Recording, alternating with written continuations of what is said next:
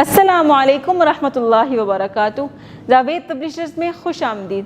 آج ہم پڑھیں گے کرز اسلامیات و اعتماد پنجم باب صوم سیرت طیبہ صلی اللہ علیہ وآلہ آلہ وصحبہ وسلم کا سبق نمبر 5، جس کا عنوان ہے مسجد نبوی صلی اللہ علیہ وآلہ آلہ وصحبہ وسلم۔ آج ہم اس سبق کی مشق کو حل کرتے ہیں، تو مشق کو حل کرنے کے لیے چلتے ہیں کتاب کے صفحہ نمبر 43 یعنی 43 پر۔ دیے ہوئے سوالات کے مختصر جواب لکھیں۔ سوال نمبر 1، مسجد نبوی صلی اللہ علیہ وآلہ آلہ وصحبہ وسلم کی اراضی کس کی ملکیت تھی؟ جواب دیکھیے، مسجد نبوی صلی اللہ علیہ وآلہ آلہ وصحبہ وسلم کی اراضی دو یتیم بھائیوں حضرت سہل اور حضرت سہیل رضی اللہ تعالی عنہما کی ملکیت تھی۔ سوال نمبر 2، مسجد نبوی صلی اللہ علیہ وآلہ آلہ وصحبہ وسلم سے متصل اور کون سی عمارتیں بنائی گئیں؟ جواب دیکھیے، اس مسجد کے ساتھ ایک چبوترا بنایا گیا جس کا نام صفا تھا، اور حضور اکرم صلی اللہ علیہ وآلہ آلہ وصحبہ وسلم نے مسجد سے متصل امہات المؤمنین رضی اللہ تعالی عنہن کے لیے حجرے بھی تعمیر کروائے۔ سوال نمبر 3، ریاض الجنہ کے بارے میں حضور پاک صلی اللہ علیہ وآلہ آلہ وصحبہ وسلم کا کیا فرمان ہے؟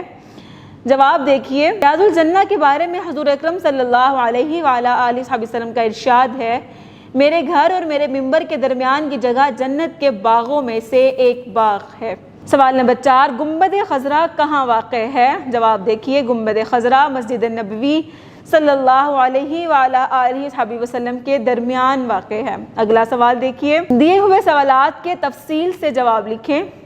سوال نمبر 1، مسجد نبوی صلی اللہ علیہ وآلہ آلہ وصحبہ وسلم کی تعلیمی اور معاشرتی اہمیت پر نوٹ لکھیں۔ اس کا جواب صفحہ نمبر 42 پر ایک مکمل پیراگراف کی صورت میں ہے۔ مسجد نبوی صلی اللہ علیہ وآلہ آلہ وصحبہ وسلم کی تعلیمی اور معاشرتی اہمیت۔ مسجد نبوی صلی اللہ علیہ وآلہ آلہ وصحبہ وسلم تعلیمی اور معاشرتی سرگرمیوں کا مرکز تھی۔ صفا اسلام کی پہلی درسگاہ تھی جہاں اصحاب صفا اسلام کی تعلیم حاصل کرتے۔ یہ صرف عبادت گاہ ہی نہیں بلکہ مسلمانوں کی دینی تربیت گاہ بھی تھی۔ حضور صلی اللہ علیہ وآلہ آلہ وصحبہ وسلم صحابہ کرام رضی اللہ تعالی عنہم اجمعین سے مشاورت اور وفود سے ملاقات مسجد میں کرتے۔ دور سے آنے والوں کو ٹھہرانے کا بندوبست بھی مسجد میں کیا جاتا تھا۔ یہاں ریاستی معاملات کی حکمت عملی تیار ہوتی اور جھگڑوں کے فیصلے بھی ہوتے۔ تبلیغ کے لیے یہاں سے وفود بھی روانہ کیے جاتے۔ خلفائے راشدین رضوان اللہ تعالی عنہم اجمعین نے اس مسجد میں توسیع کی، یعنی اس مسجد کو بڑا کیا۔ لوگوں کی ضرورت کو دیکھ کے جیسے جیسے لوگ نئے مسلمان ہوتے جا رہے تھے، مسجد میں جگہ کم پڑتی گئی، تو انہوں نے مسجد کی جگہ میں مزید اضافہ کرتے گئے۔ ابھی ہم نے یہ پڑھا کہ یہ تعلیمی اور معاشرتی فائدے اسے حاصل ہوتے تھے۔ تعلیمی فائدہ تو ہمیں سمجھ میں آ گیا کہ اس میں بیٹھ کر صحابہ کرام تعلیم حاصل کیا کرتے تھے۔ معاشرتی فائدے یہ فائدے ہیں، مشورہ یعنی کہ وہ کام جو معاشرے کے کام ہیں، مسجد میں بیٹھ کے مشورہ کرنا، لوگوں کے مسائل کو حل کرنا بھی ہم آگے پڑھیں گے، اور وفود کے یہاں پر ٹھہرانا، ملاقاتیں یہاں پر کرنا، یہ معاشرتی کام ہے۔ تو یہ دو کام تھے جو مسجد نبوی کے ذریعے سے سر انجام ہو رہے تھے۔ بعد میں مسلمان حکمرانوں نے بھی اپنے اپنے دور میں اس کے رقبے اور صحن میں توسیع کی اور تزئین و آرائش کا کام کیا، یعنی وقت کے لحاظ سے جتنی ضرورت بڑھتی گئی وہاں کے لوگ، حاکم لوگ اس مسجد کو بڑا کرتے گئے۔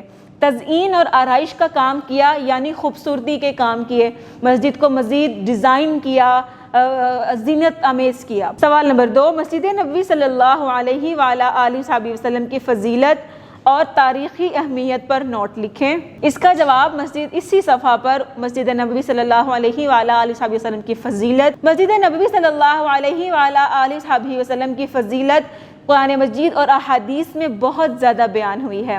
حضور صلی اللہ علیہ وآلہ آلہ وصحبہ وسلم کا فرمان ہے، میری اس مسجد میں نماز اجر کے اعتبار سے مسجد الحرام کے سوا تمام مساجد سے 1000 درجہ زیادہ افضل ہے، یعنی مسجد حرام کے علاوہ یہاں پر نماز پڑھنا دوسری کسی اور مسجد میں نماز پڑھنے سے 1000 درجے بڑھ جاتی ہے، یعنی اگر ایک نماز پڑھنے کا ثواب ایک نیکی ملتی ہے تو یہاں پر ایک نماز پڑھنے سے 1000 نیکیاں ملیں گی۔ حجاج کرام جب حج کے لیے حجاز مقدس جاتے ہیں تو مسجد نبوی صلی اللہ علیہ وآلہ آلہ وصحبہ وسلم کی زیارت کرتے ہیں۔ مسجد کے درمیان گنبد خضرا میں روضہ رسول صلی اللہ علیہ وآلہ وسلم واقع ہے۔ زائرین کی بڑی تعداد یہاں موجود رہتی ہے۔ مسجد نبوی صلی اللہ علیہ وآلہ وسلم میں ایک مقام کو ریاض الجنہ کہا جاتا ہے، جس کے بارے میں حضور صلی اللہ علیہ وآلہ وسلم کا ارشاد ہے، میرے گھر اور میرے منبر کے درمیان کی جگہ جنت کے باغوں میں سے ایک باغ ہے۔ ریاض الجنہ بھی جنت کے باغ کو ہی کہتے ہیں، ریاض باغ کو کہتے ہیں۔ تو یہ مسجد نبوی اور اس سے جڑی چند اور چیزوں کی فضیلت ہم نے اس سبق میں پڑھ لی۔ اگلا سوال دیکھیے، خالی جگہ پر کریں۔ نمبر 1، حضور اکرم صلی اللہ علیہ وآلہ وسلم نے مسجد نبوی صلی اللہ علیہ وآلہ وسلم کے لیے بلا معاوضہ ڈیش لینی قبول نہ فرمائی؟ زمین۔ نمبر 2، صفا کے مقام پر ٹھہرنے والوں کو ڈیش کہا جاتا ہے؟ اصحاب صفا۔ نمبر 3، مسجد نبوی صلی اللہ علیہ وآلہ وسلم سے متصل ڈیش کے لیے حجرے بھی بنائے گئے؟ امہات المؤمنین۔ نمبر 4، روضہ رسول صلی اللہ علیہ وآلہ وسلم پر ڈیش کی بڑی تعداد موجود رہتی تھی؟ زائرین۔ اگلا سوال دیکھیے، درست جواب پر دائرہ لگائیں۔ نمبر 1، صفا میں قیام کرتے تھے؟ درست جواب ہے غریب اور نادار مسلمان۔ نمبر 2، حضرت سہل اور حضرت سہیل رضی اللہ تعالی عنہم تھے؟ درست جواب ہے 2 یتیم بھائی۔ نمبر 3، مسجد نبوی صلی اللہ علیہ وآلہ وسلم میں نماز کا اجر مسجد الحرام کے علاوہ دیگر تمام مساجد سے زیادہ ہے؟ درست جواب ہے 1000 درجے۔ نمبر 4، روضہ رسول صلی اللہ علیہ وآلہ وسلم واقع ہے؟ درست جواب ہے مسجد نبوی صلی اللہ علیہ وآلہ وسلم کے درمیان میں۔ اسی کے ساتھ مجھے دیجیے اجازت، اپنا بہت سارا خیال رکھیے گا، اپنی دعاؤں میں یاد رکھیے گا۔ مزید ویڈیوز دیکھنے کے لیے جڑے رہیں بولتی کتابوں کے ساتھ۔